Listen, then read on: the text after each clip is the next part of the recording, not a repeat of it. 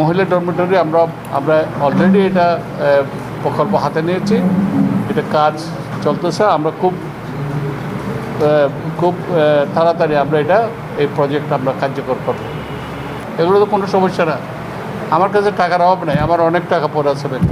আমি প্রথম বসার সাথে সাথে, কারণ ক্যাপিজেড এটা ইপিজেড না, সিপিজেড, এটা সম্পর্কে আমার আইডিয়া আছে।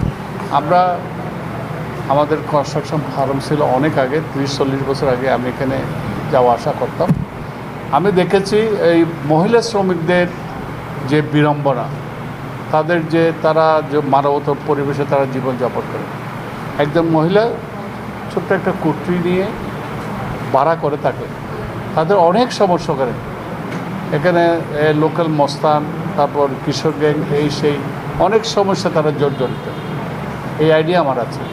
তো আমি আসার সাথে সাথে 4টা ডরমিটরি মহিলা, তার মধ্যে মেইন হলো ইপিজেডে, চট্টগ্রাম ইপিজেড, নারায়ণগঞ্জ, গাজীপুর, ঢাকা, 4টা মহিলা ডরমিটরি আমরা অলরেডি এটা প্রকল্প হাতে নিয়েছি। এটা কাজ চলতেছে। আমরা খুব তাড়াতাড়ি আমরা এই প্রজেক্ট আমরা কার্যকর করব। এগুলো আমাদের মাথায় আছে।